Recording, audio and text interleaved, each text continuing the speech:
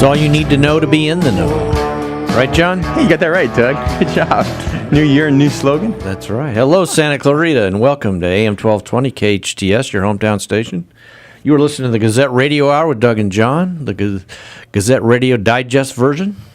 And here we are in 2014. Hey, Happy New Year, Doug. Happy New Year to you, John. So I read your rant. You made a lot of New Year's resolutions, huh? No. Yeah, none at Wishes. all. It's cool, no though. Resolutions. See, I like this time of year, and I don't like this time of year. Let me explain. The whole, let's start new and start fresh. Well, I didn't end 2013 on a bad note, so I'm just going to carry through. 2013 was great. 2014 will be great. Life's great. Life's good. But the thing that I don't like is you always get these year-end in reviews, and these are the things that are going to happen in 2014, and you all get stressed out about it. I know. I'm stressed as can be. Yeah, but it's like, well, let's worry about things when they happen. The things that make me laugh, though, are the new laws for 2014. No, they don't make me laugh, John. Well, some of them are kind of silly. You think they're funny? No, some of them are. I'll admit, some of them are kind of silly. Like, did you know you have to leave 3 feet between you and a bicyclist? On the street? On the street. Now, how are you going to get a ticket? How you do that? What if you get if you're going down Sand Canyon and you move over to 3 feet to the left to get away from the bicycle, you're going to have a head-on collision with the oncoming traffic. Exactly. Now, how are they going to enforce that? They can't. It's silly. I understand the concept, but then you get into the serious things. I mean, there's no more plastic bags in the city of Los Angeles. I went to the grocery store just across the street. In the unincorporated area of Stevenson's Ranch, and I had to pay 10 cents extra for bags. No way. Yeah. And it's like, not even a paper bag. Give me a box like Costco does. I'd be all right with that. But okay, fine. In minor inconvenience, I can survive. But then you get to the serious things, the transgender laws. Now, don't get me started on that one. That's just. I tell you what, I am so thankful I don't have a teenage daughter. But you do, my friend.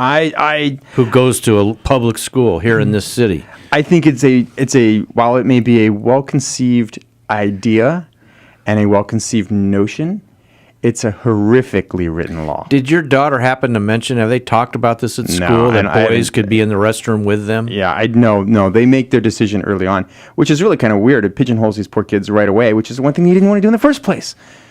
When do you have to decide? Well, you have to pick your bathroom by the time you hit 12? I don't know. I mean, it's just poorly conceived. Oh, God. Then the other thing, and I shouldn't do this. What? There's the minimum wage. No! I knew we were going to go I hate it. Oh.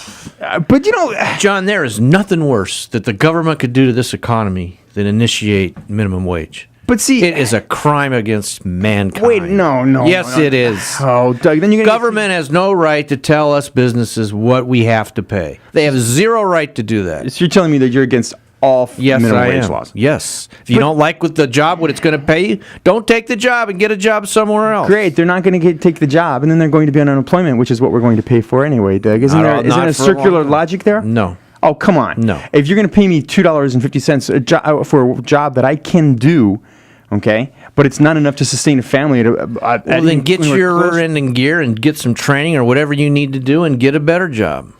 Okay, so don't tell me what I have to pay. But how am I going to pay for that training, Doug? Government grants, government loans. Well, do what my kids did through college. Get a job?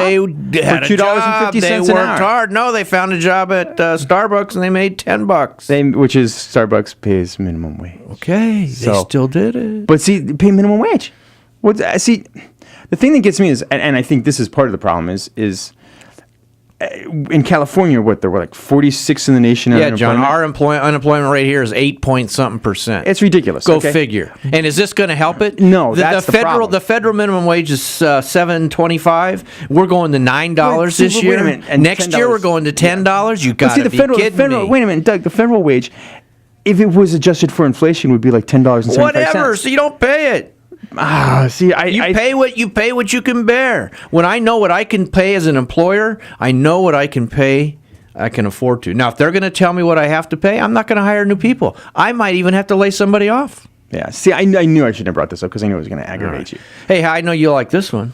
What? Because you're an attorney, right? Oh, don't start. Did you pass the bar on your first try? I passed the bar on the first time. All right. How about this something illegal? Like 50% of the people this illegal citizen who got his law license. Okay. Turnabout is fair play. What? Doug, come on. You don't want the guy to have a law license? Yeah, okay. Number one, in order to have a law license in California, not only you have to go to an accredited law school or pass the baby bar, what they call the baby bar, small test before you even take the bar. You also have to pass the bar, but you also have to have good moral character. Gee, I entered the country illegally.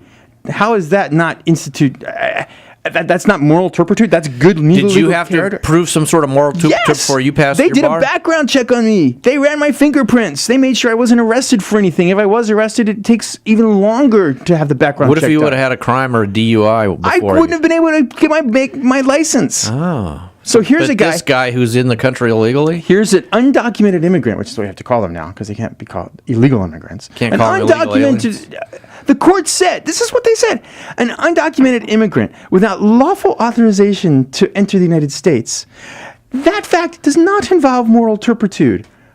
Now, I understand, okay, maybe he came here when he was 17 months old. But you've been here he's 36 now, I think is what it said. I think that's what I read. He's been here that long and he hasn't done anything to fix and remedy the situation. He probably went to law school on in-state tuition, you know that, and college on in-state tuition, which is, to me is ridiculous as well. But John, what is this opening the door to, you think? Amnesty. I think anybody who's here illegally in a couple of years is going to be, poof, you're here legally now. And I think that's going to create all kinds of issues with regard to the amount. You think you're going to pay a lot now for health care? Ha! Right, don't even get me started on the benefits. Oh, okay. Now you got me upset. I was in such a great mood, Doug. Now both our blood pressures are skyrocketing. Forget it. All right, we're going to go take some blood pressure medication. Minimum wage. It's going to kill the economy. Let's take some blood pressure medication. We'll be right back.